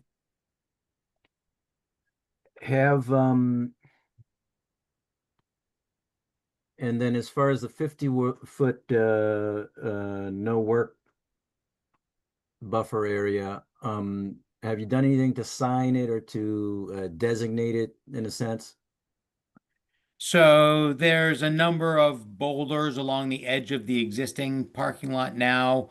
We're proposing to relocate those and add, what's necessary, as you can see here in the lower image, to delineate that edge of disturbance behind the units. So those will become permanent markers, in addition to some additional, vegetation planting along that edge as it drops off to the wetlands to the south, but that would be, a pretty good demarcation of that limit of disturbance. Okay. Well, great. Thank you, Jeff. Is Andy going to speak at all? Or you guys, have you done your presentation? It looks like you've answered our questions that we had asked initially. We'll give Aaron a chance, but if you have Andy's hands up, so I'll ask him to come in. Go ahead, Andy. No, actually, Jeff's our representative for this meeting, so we're all set. Thank you. All right. Bruce, let's see. Who is Lorenzo and the address? Lorenzo. Hi there, Lorenzo was here last time. I'm Andy, who just spoke, business partner, and Jeff is representing us. So the owner of the property. Lorenzo, what's your last name? Macaluso. Macaluso. All right, thank you. If my hand was up, I didn't mean to. I apologize. No issues. Thank you.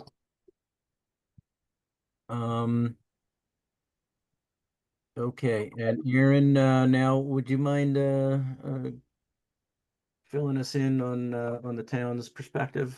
Looks like they've done what they needed to, and I see that they've got a 50. They're going to be marking their 50-foot buffer.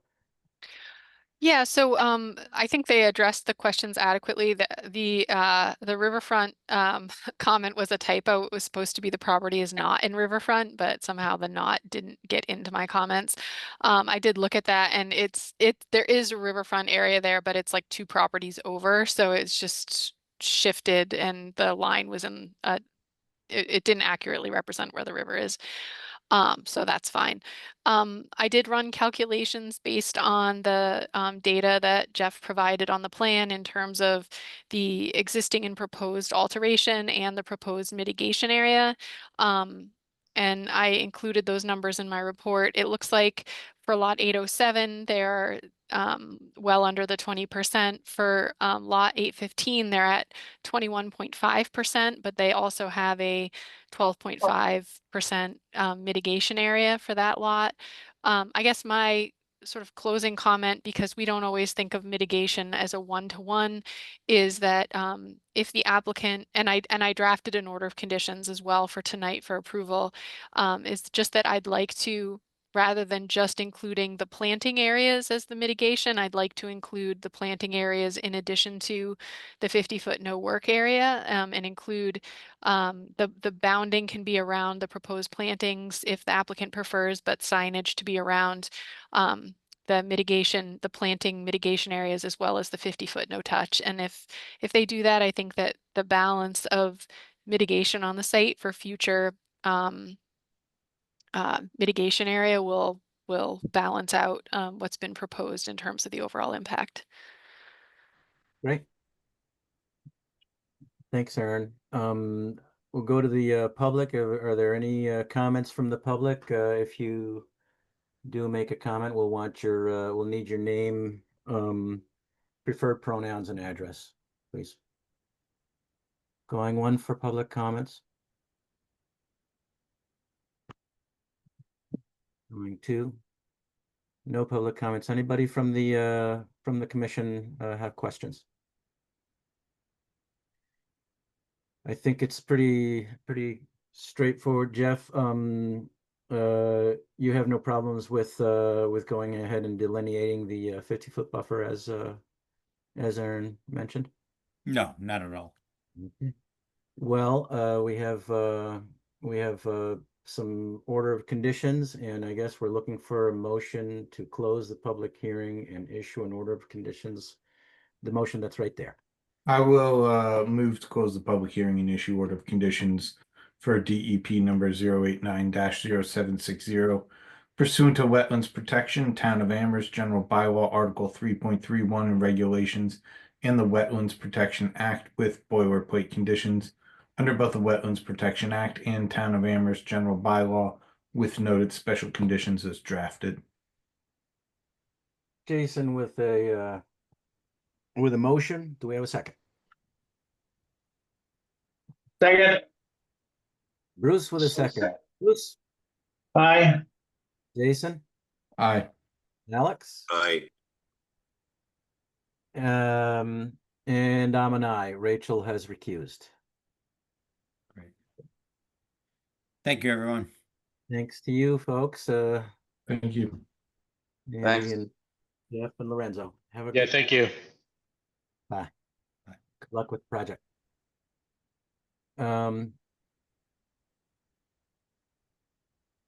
That concludes the hearings.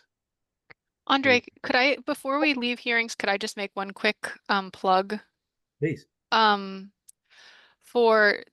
I just wanted to make sure it was clear, because I'm not sure we announced the times for the first and second hearings, where the Daily Hampshire Gazette publication didn't go through as submitted, that the first hearing will be rescheduled to September 10th at 7:20, and the second hearing will be rescheduled to September 10th at 7:25. I just wanted to make sure that was on the record with the exact time. Thanks, Aaron. Okay, well, with that, we are opening the floor to, we're going to be talking about the Conservation Commission reorganization, unless we want to talk about the certificate of compliance first. Don't matter to me. I would ask that we do the certificate of compliance first. All right. So just a quick piece of information on this. There is a subdivision called the Amherst Hills in the town of Amherst that was developed back in the early 2000s, about, well, over 20 years ago now. And when the subdivision was recorded, and also an amendment to the subdivision, it was recorded on every single parcel in the subdivision, including parcels that were not subject to Wetland Protection Act or the local bylaw, lots that were completely within upland. And the lot in question, which is not 19 Hawthorne, is one of those lots that is completely outside of Concom jurisdiction. So this is really an administrative approval to issue a complete certificate of compliance, because it was never really applicable to our jurisdiction anyways. So it'd be under both the original order and the amended order of conditions.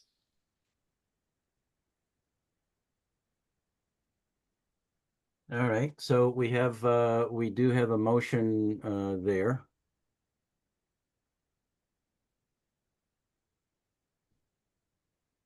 I will move to grant the administrative approval of a complete certificate of compliance for both the original order and amended order of conditions DEP number 089-432. Second. All right. Before we vote, we need to ask, since there's a motion, we need to ask if there's a member of the public that wants to speak about it. Yes. Is there a member of the public who would like to talk about 19 Hawthorne Road? Thank you. Thanks to you. Okay, there are, we see no members of the public.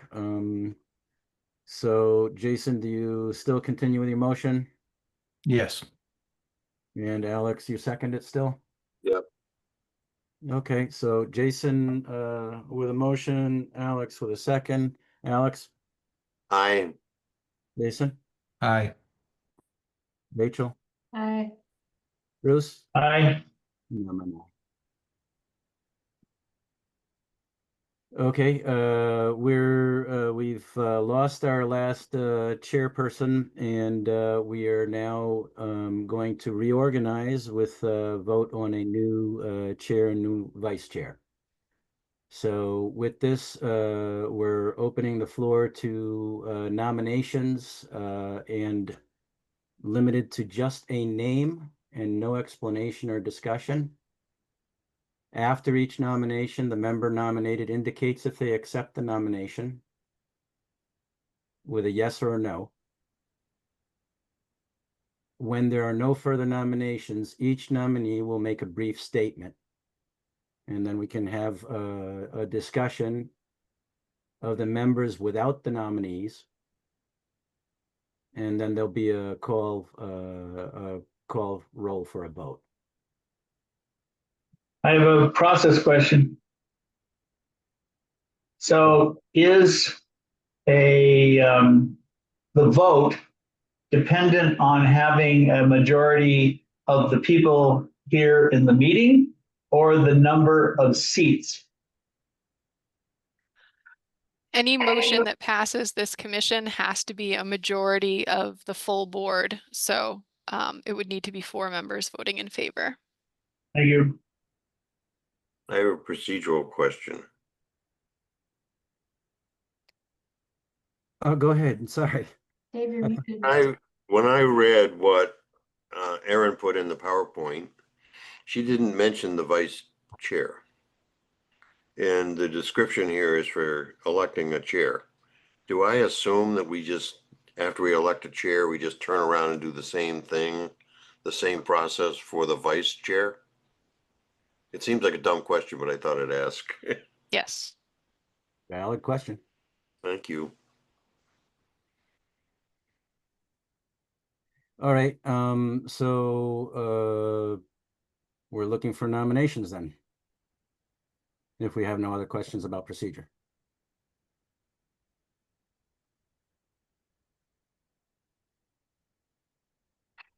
I do have a procedure question. How are we going to exclude the nominees? Are we going to ask them to leave the meeting and then, or Aaron, are you going to kick them out and bring them back in? I mean, I think it's a little less formal than that. I think they just wouldn't participate in the discussion, but Dave, if you feel differently, please say so. I don't think the nominees need to leave the meeting. I think they can stay in the meeting. I've watched a number of these with the town council, and I think it's following Aaron got the same advice from Athena O'Keefe, who is the clerk to the council and expert on these procedural matters. Okay. I don't imagine that the nominees would leave because they're going to vote too, right? Mm-hmm.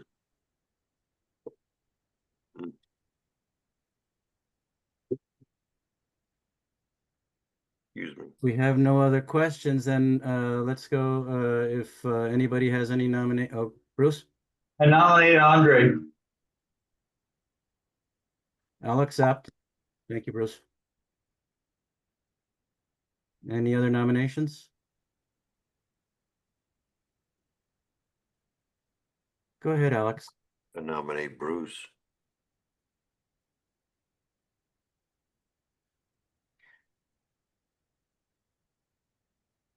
Any other nominations? Bruce, do you accept?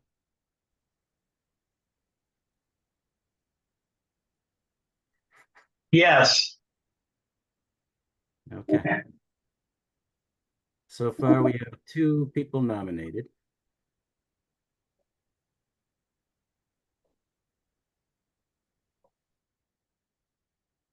All right. With that, I guess we'll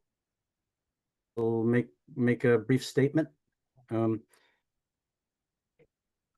Well, for me, I'll make a brief statement. I've been the vice chair for 2.5 years.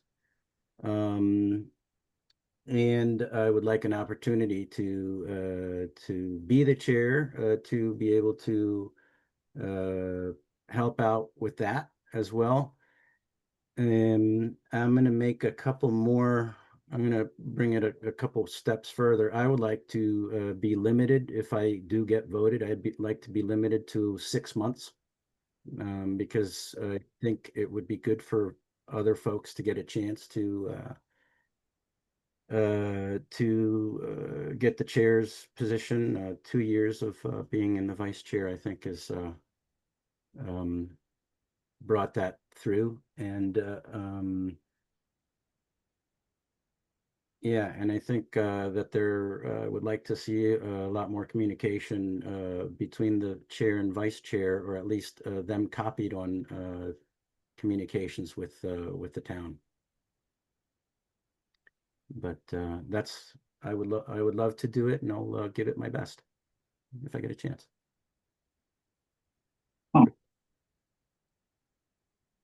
Well, given that description, I'm going to withdraw my nomination and encourage people to follow Andre's idea of rotating periodically.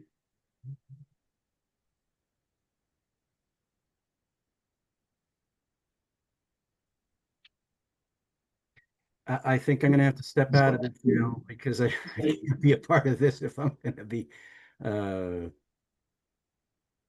so, would somebody else mind taking the reins here while I'm, Well, given the some, Bruce, you're muted. Bruce, you're muted and you lost your video. I'm gonna let the three of you talk about it. I'm gonna step. Four?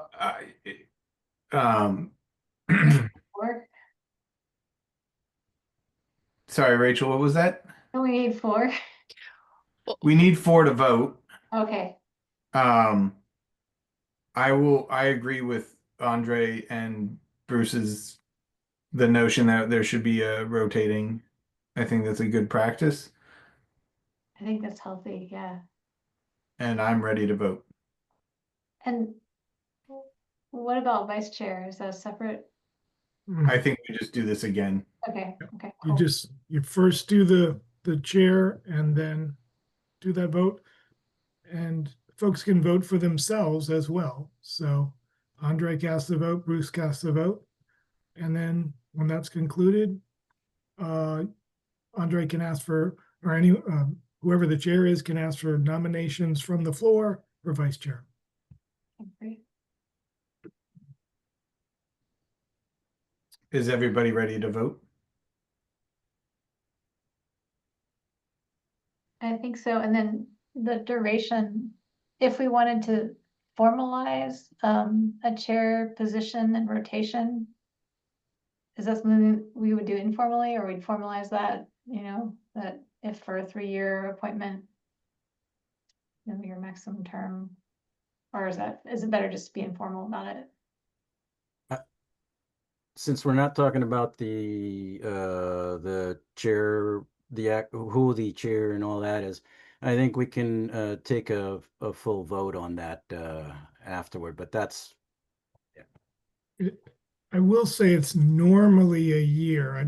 I'm not aware that chairs rotate every 6 months. You could do that, and that could be part of the motion of somebody nominating one or the other for a 6-month term as chair. I think that would suffice. At which time the commission could simply hold another vote and somebody else could step up. all right. Do one of you folks want to conduct the vote, or I could just go ahead and do it? It doesn't matter. Aaron, why don't you conduct the vote? Yeah, sometimes staff does that. I know Athena does that, so. Okay, we'll start the vote then. Bruce, who do you vote for? Andre. Alex? I move that Andre be chair for 6 months. Okay. Rachel? I vote for Andre. Jason? I vote for Andre. Thank you. I vote for myself. Alex? I think your move for me for 6 months. I think we should do them separately. Just move for me, and then we'll vote for the 6-month thing. So I'll vote for Andre.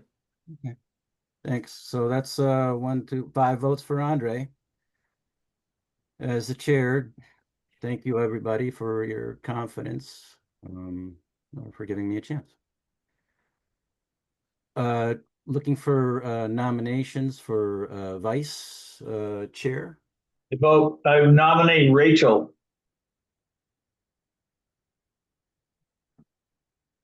I don't accept. I'm too new. I'm still learning the ropes. I'll take the notes. Oh, don't promise that. That's bad news. Okay. Aaron has a plan. Okay. Okay. Well, I'll nominate Bruce. Yeah, I nominate Bruce. I will also nominate Bruce. Bruce. I accept your nomination. Awesome. Any other nominations? Let's go to a vote. Well, Bruce, would you like to make you made a statement? I'm interested in learning about the work as the vice chair. Thanks, Bruce. I think Bruce would be a great chair or vice chair.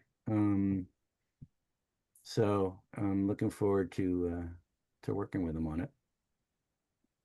Any comments?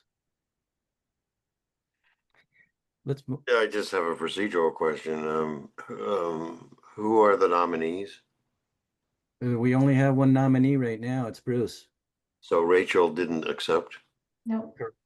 Okay, sorry, I missed that. I didn't hear it. No problem.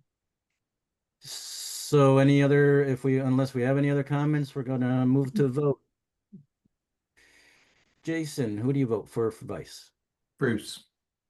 Alex. Bruce. Rachel? Bruce. I'll vote for Bruce. And who do you vote for, Bruce? I'm going to abstain. Bruce abstains. Okay. But I'll do it anyway. You win by the narrowest of margins. Yep. Good grief. Well, congrats. All right. All right. And so now I would like to move to make the at least this current appointment of a chair and vice chair to make it a 6-month appointment, unless you folks think a little more time. I just think 6 months is enough so that we can rotate and we can all get a chance to become the chair at some point, learn a little bit, and work collaboratively. So I would look for 6 months, and I would look for communications between the town and the chair to be copied to the vice at all times. But I'm gonna move to have the chair personship and vice chair personship last 6 months. I'll second that. Great. I suppose maybe, I'm sorry, guys, I can't make that motion because I'm the chair. All right, I'll make the motion and someone else can second it. I'll second it. All right, that's Bruce with a motion. Rachel, second. Rachel? Aye. Bruce? Aye. Jason? Aye. Alex? And I'm an aye. So 6-month appointment. Dave and Aaron, when you write to me, when you email me, just copy Bruce, please. All right. Well, I think we're done. And is there anything? I'm looking for any last public comments.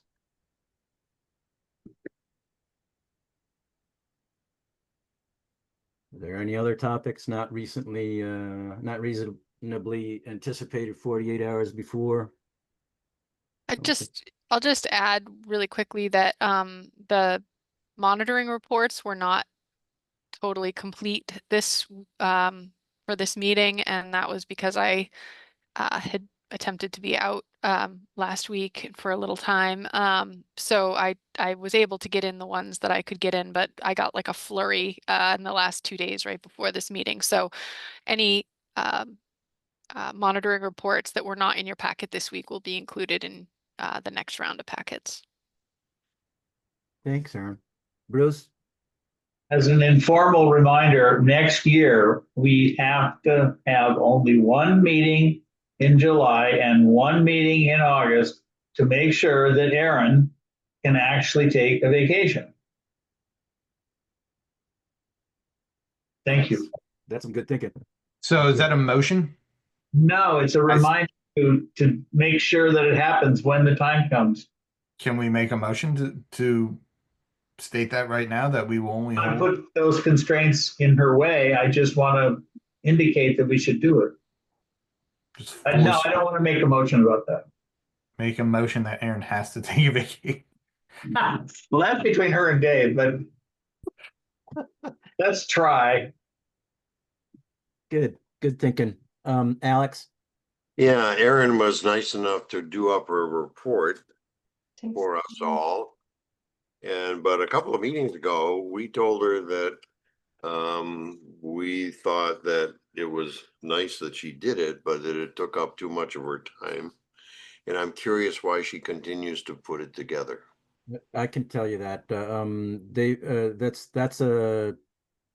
That's kind of a work relationship between Dave and Aaron, and I think Dave has asked her to continue to make them. I think you missed that in the last. Bruce?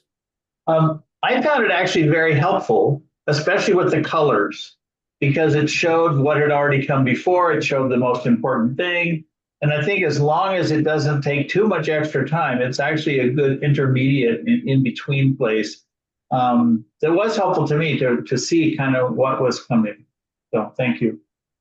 Andre, if I could, I know we want to end this meeting, but yeah, Aaron and I have talked and I encouraged her to maybe shorten it up a little bit, and it could be bulleted in places, but it does provide a kind of a nice record. I don't want it to be onerous, overly burdensome on her. So I think we can work with the chair and the vice chair over the next couple of months to hone it a little bit, tighten it up, and she does a wonderful job, of course, but I don't want it to become overly burdensome. But I do think it is helpful for the public and also the commissioners, and for me, frankly, to be able to jump right to, that's already been done. This is what we're expecting. And as always, Aaron's work is top notch. So I'd have to agree with you, Dave. I've found it quite helpful as well. I mean, you have going into a meeting or recounting. And I will say, with regard to next summer, Bruce, if all goes according to what's been discussed, you will be chair next summer, and you can really determine, well, you may be chair next summer. If you ascend from vice chair to chair, you can really say, we're only going to have one meeting in this month or that month. Well, that's a long time from now. 6 months. I move we adjourn. Thank you. Second. Thank you too. Bruce with a motion to adjourn. Jason second. Jason? Aye. Alex? Aye. Bruce? Aye. Rachel? Aye. And I'm an aye. Folks, thanks a lot. All right. Thanks. Congratulations, Andre and Bruce. Oh boy. Good night. We're partners, Bruce.